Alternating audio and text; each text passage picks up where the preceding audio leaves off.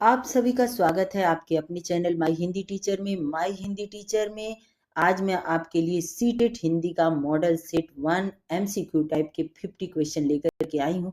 ये 50 क्वेश्चन बहुत ही इंपॉर्टेंट हैं और इसको मैंने बहुत ही छांट के लिखा है, क्योंकि मुझे पता है कि किस तरह के क्वेश्चन आते हैं एग्जाम में, क्योंकि मैं खुद सीटेट क्वालिफाइड हूँ और मैंने कई टेट का एग्जाम क्वालिफाई किया है। उसी के आधार पर मैंने ये प्रश्न बनाया है। एक बार आप सीटेट की तैयारी कर लेंगे, सेंट्रल टेट की तैयारी अगर आप कर लेते हैं तो उससे आपके जितने भी स्टेट के टेट हैं, आप किसी भी स्टेट का टेट अगर देना चाहते हैं तो आप उसको क्वालिफाई कर सकते हैं आराम से। और सीटेट के टेट के आधार पर ही यूपी टेट का भी एग्जाम क्वालिफाई कर सकते हैं, बिहार टेट का कर सकते हैं, झारखंड टेट का कर सकते हैं, एमपी टेट का और राजस्थान टेट का। आप जो भी टेट करना चाहें, आप सारे टेट के क्वेश्चन लगभग पैटर्न सेम ही रहता है, क्योंकि सारा सेम पैटर्न पर बना हुआ है, एक ही जैसा होता है। बस थोड़ा बहुत स्टेट के कुछ क्वेश्चन होते हैं जो कि अलग होते हैं। तो चलिए इस क्वेश्चन को देखते हैं और एक एक प्रश्नों को बहुत ध्यान से देखिएगा। पहला प्रश्न है, नीरज किस प्रकार की कविता के लिए प्रसिद्ध है? कवि नीरज के बारे में यह प्रश्न है। तो नीरज भावात्मक और गीतात्मक कविता के लिए प्रसिद्ध है। ये प्रश्न नंबर 1 का सी उत्तर सही है। अगला प्रश्न है, रविन्द्रनाथ ठाकुर को कौन सा अंतरराष्ट्रीय सम्मान प्राप्त हुआ? तो रविन्द्रनाथ ठाकुर को नोबेल पुरस्कार अंतरराष्ट्रीय ये जो सम्मान है वह उनको प्राप्त हुआ है। ये बी उत्तर सही है। अगला प्रश्न है, थोड़ा जल्दी जल्दी बताती हूँ ताकि आपका समय बर्बाद ना हो। प्रश्न नंबर 3 है, अज्ञेय का वास्तविक नाम क्या था? अज्ञेय को सच्चिदानंद हीरानंद वात्स्यायन अज्ञेय कहते हैं। इनका वास्तविक नाम सच्चिदानंद हीरानंद वात्स्यायन अज्ञेय था।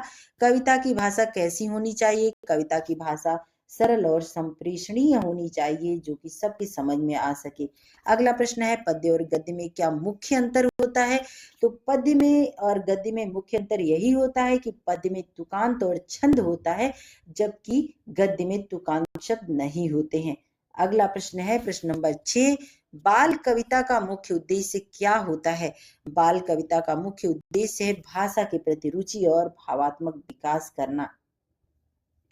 प्रश्न नंबर 7 है, संधि किसे कहते हैं? ये छोटे छोटे प्रश्न बहुत ही इंपॉर्टेंट होते हैं। संधि किसे कहते हैं, समास किसे कहते हैं, प्रत्यय किसे कहते हैं, उपसर्ग किसे कहते हैं। ये छोटा सा पॉइंट, इसका एक हल्का सा उत्तर में आगे पीछे करके आपको समझना है। जरा जरा सा छोटी छोटी मिस्टेक से गलती हो जाती है, समझ में नहीं आता है कि हमने कहाँ गलती कर दिया। इसको बहुत ध्यान से देखिएगा। दो वर्णों के मेल से होने वाला ध्वन्यात्मक परिवर्तन संधि कहलाता है। संधि का मतलब होता है जोड़। दो वर्ण यानी दो अक्षर, वर्ण का मतलब होता है अक्षर, दो वर्णों के मेल से होने वाला ध्वन्यात्मक परिवर्तन जब जोड़ते हैं, ध्वन्यात्मक मतलब जब दो वर्णों यानी दो अक्षरों को जोड़ते हैं तो जो परिवर्तन होता है उसे कहते हैं संधि। अगला प्रश्न है प्रश्न नंबर 8, वृक्ष शब्द में कौन सी संधि है? तो वृक्ष में वैसे कोई संधि नहीं है, तो यहाँ पर भी उत्तर सही हो जाएगा। सूरदास, प्रश्न नंबर 9 है, सूरदास किस भक्ति शाखा से संबंधित हैं? आपने पढ़ा है कि सूरदास कृष्ण भक्ति शाखा से संबंधित है, तो यहाँ पर सूरदास सी उत्तर सही हो जाएगा। प्रश्न नंबर 10 है, मैंने काम कर लिया, यह वाक्य किस काल का उदाहरण है? तो आपको पता चल रहा है कि मैंने काम कर लिया, यह वाक्य जो है पूर्ण भूतकाल का उदाहरण है कि काम पूरा हो चुका है। प्रश्न नंबर 11 है, पर्यायवाची शब्द। पर्यायवाची शब्द किसे कहते हैं? पर्यायवाची शब्द मतलब होता है समान अर्थ वाले समानार्थी शब्द को पर्यायवाची शब्द कहते हैं। जैसे जल का अर्थ हुआ पानी, नीर, तुए, अम्बुवारी। बादल का अर्थ हुआ जलद, वारिद, तुयद, मेघ। तो ऐसे एक समान अर्थ वाले शब्द होते हैं, उनको कहते हैं पर्यायवाची शब्द। अब जल का पर्यायवाची शब्द क्या होगा? देखिए 4 ऑप्शन दिया रहेगा। ए है वायु, बी है अग्नि, सी है नीर, डी है भूमि। तो नीर शब्द इसका सही पर्यायवाची है। जल मतलब होता है नीर, नीर मतलब होता है पानी। प्रश्न नंबर 13 है, कविता का स्त्रीलिंग शब्द क्या होगा? कविता का स्त्रीलिंग कविता ही होगा। अगला प्रश्न नंबर 14, नदी शब्द लिंग की दृष्टि से कैसा है? तो नदी जो है वह स्त्रीलिंग शब्द है। अगला प्रश्न नंबर 15, आदमी शब्द का विलोम क्या होगा? आदमी का विलोम होगा औरत। वैसे ये बहुत ही छोटे छोटे प्रश्न हैं, ये भी आएंगे, लेकिन इससे भी कठिन प्रश्न आएंगे। ये तो अभी शुरुआत है, आप छोटा से लेकर बड़ा तक हर प्रश्न को देखिए, सिलेक्शन आपका पक्का ही पक्का है। क्वेश्चन नंबर 16 है, दया शब्द का विलोम क्या होगा? तो दया मतलब होता है कोई दयालु व्यक्ति है और कोई बहुत ही क्रूर है, निर्दयी है, तो दया का होगा क्रूरता। अगला प्रश्न है प्रश्न नंबर 17, संज्ञा के कितने भेद होते हैं? संज्ञा के 5 भेद होते हैं। व्यक्तिवाचक संज्ञा, जातिवाचक संज्ञा, भाववाचक संज्ञा, समूहवाचक संज्ञा और द्रव्यवाचक संज्ञा, ये 5 भेद होते हैं। अगला प्रश्न नंबर 18 है कि विशेषण किसे कहते हैं? विशेषण शब्द किसे कहते हैं? जो संज्ञा और सर्वनाम की विशेषता बताता है उसे विशेषण कहते हैं। संज्ञा और सर्वनाम की विशेषता बताने वाले शब्द को विशेषण कहते हैं। प्रश्न नंबर 19 है, लाल फूल में विशेषण शब्द कौन सा है? तो देखिए, फूल कैसा है? लाल है। ये विशेषता बता रहा है कि फूल कैसा है। फूल हो गया आपका संज्ञा शब्द, जातिवाचक संज्ञा, लेकिन लाल, फूल लाल है, यह उसकी विशेषता बता रहा है, इसलिए लाल हो गया विशेषण शब्द। अगला प्रश्न है, मैं स्कूल जाता हूं। प्रश्न नंबर 20, कौन सा इस वाक्य में क्रिया कौन सी है? तो जाता हूं, जाना क्रिया है। जिस कार्य से, किसी के कार्य के, क्रिया के उस शब्द से जिसे करने का पता चलता है, किसी काम के करने का संज्ञा के वह शब्द जिसे किसी काम के करने का पता चलता है उसे हम क्रिया कहते हैं। तो क्रिया जाना, खाना, उठना, बैठना, हंसना, रोना, नहाना, धोना, जितने भी कार्य करते हैं, जैसे मैं पढ़ रही हूँ तो पढ़ना, लिखना, बोलना, चलना, देखना, नहाना, ये सारे शब्द क्रिया के हैं। प्रश्न नंबर 21 है, और, लेकिन, किंतु जैसे शब्द किस प्रकार के शब्द हैं? तो ये जो समुच्चय बोधक शब्द हैं, ये समुच्चय बोधक अव्यय शब्द हैं। अगला प्रश्न है 22 नंबर प्रश्न, राहुल पढ़ रहा है, यह वाक्य किस काल का है? पढ़ रहा है यानी प्रेजेंट टेंस का वाक्य है, वर्तमान काल का वाक्य है। देखिए, आपको सीटेट में इंग्लिश में सारे क्वेश्चन आएंगे, लेकिन हिंदी आपको हिंदी में ही आएगा, इसलिए आपको हिंदी की तैयारी करनी चाहिए और हिंदी आपका अच्छा रहेगा तो आपके 30 नंबर कहीं नहीं जाने वाले हैं। प्रश्न नंबर 23 देखते हैं, विद्यालय शब्द किससे बना है? विद्यालय शब्द बना है विद्या प्लस आलय बराबर विद्यालय। विद्या में आ प्लस आलय का आ मिलाकर के आ हो जाएगा विद्यालय। उपसर्ग किसे कहते हैं? देखिए, अभी मैंने आपको कहा था उपसर्ग और प्रत्यय की छोटे छोटे वर्ड का अंतर होता है। परिभाषा को याद कर लीजिए या छोटा सा अंतर को बस समझ लीजिए, आपका काम बन जाएगा। प्रश्न नंबर 24, उपसर्ग किसे कहते हैं? शब्द से पहले जुड़ने वाला भाग जो है वह उपसर्ग कहलाता है।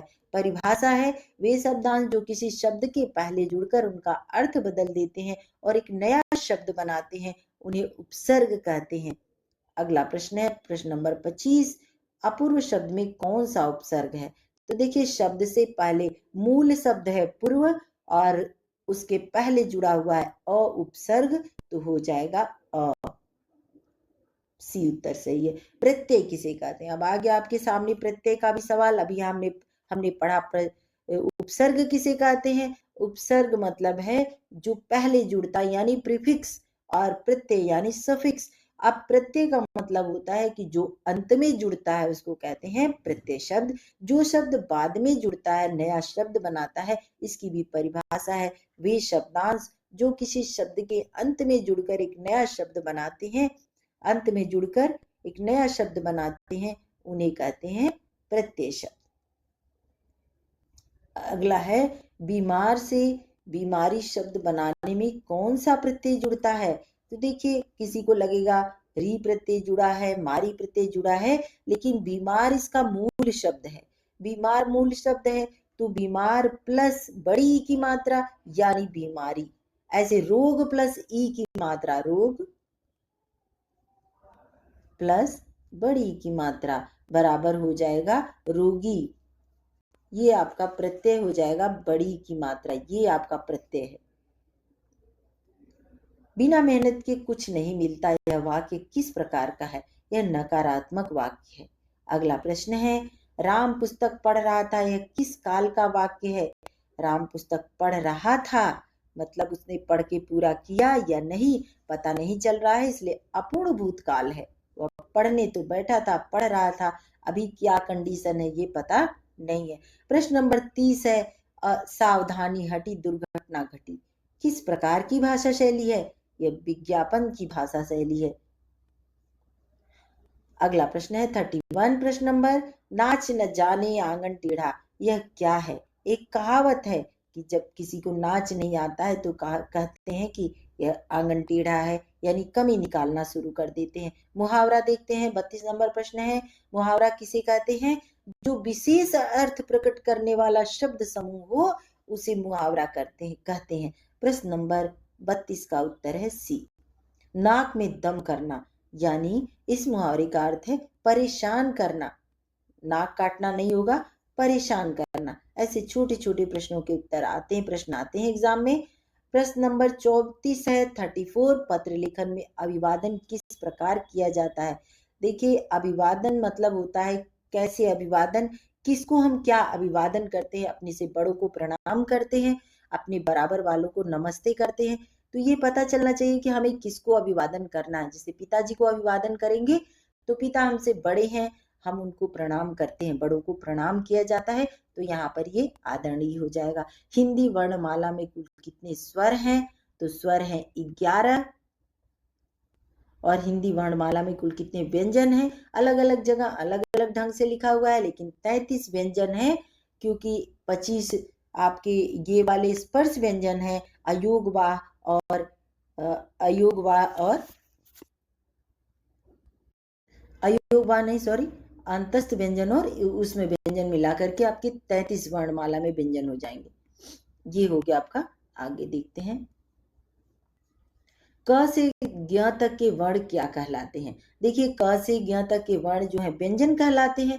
अ से अ तक के, अ से लेकर के अ आ इ उ ए ऐ ओ औ अंग ए औ तक, अंग तक, वो अंग आ को अयोग वाह कहते हैं। इसलिए बाकी जितने भी 11 स्वर हैं और 2 अयोग वाह हैं। ये रामायण की रचना किसने की थी?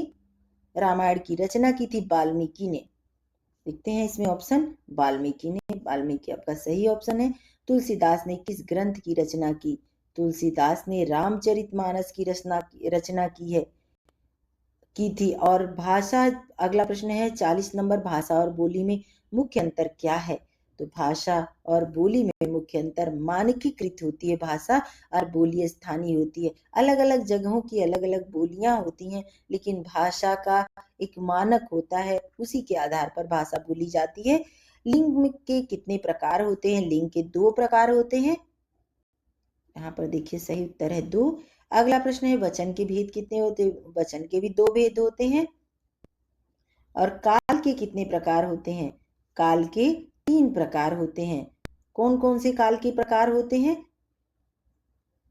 वर्तमान काल, भूतकाल, भविष्य काल। प्रश्न नंबर 44 है, बच्चों ने खेला, यह वाक्य किस काल में है? खेला यानी पास्ट टेंस में है, भूतकाल में है।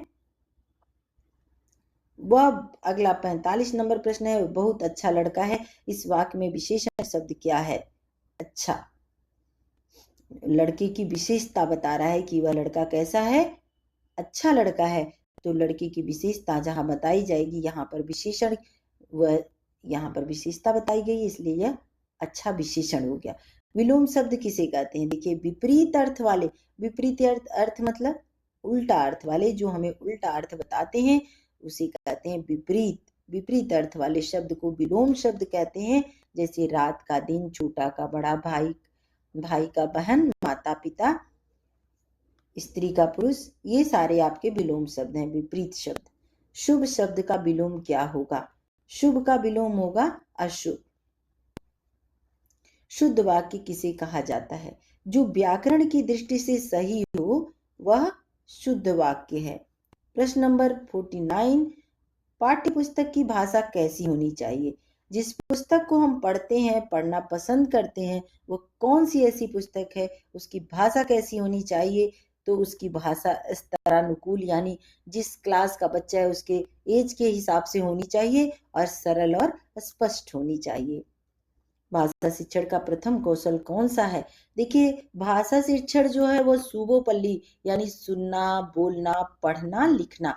सु सुनना, बो बोलना, प पढ़ना और ली लिखना। यानी सुबोपल्ली के आधार पर भाषा का शिक्षण का जो कौशल है उसको हम बांटते हैं। तो श्रवण यानी सुनना पहला हो गया। तो कैसे करेंगे? इसका सही उत्तर हो जाएगा सी, सुनना। और ये यहीं पे समाप्त होता है आपका 50 प्रश्न। अगले वीडियो में मैं फिर से आपके लिए 50 प्रश्न लेकर के आऊंगी। आपसे इतना जरूर कहूंगी कि मेहनत करते रहिए, हिम्मत बिल्कुल मत हारिए और लगे रहेंगे तो सफलता अवश्य मिलेगी। मेहनत करिए, मेहनत का कोई विकल्प नहीं है और सफलता पाने में थोड़ा समय लग सकता है लेकिन देर नहीं हो सकती है। आप परेशान मत होइए, मेहनत करिए।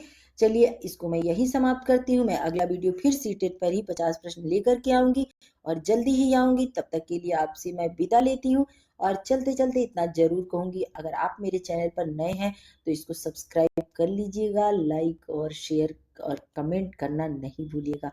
धन्यवाद।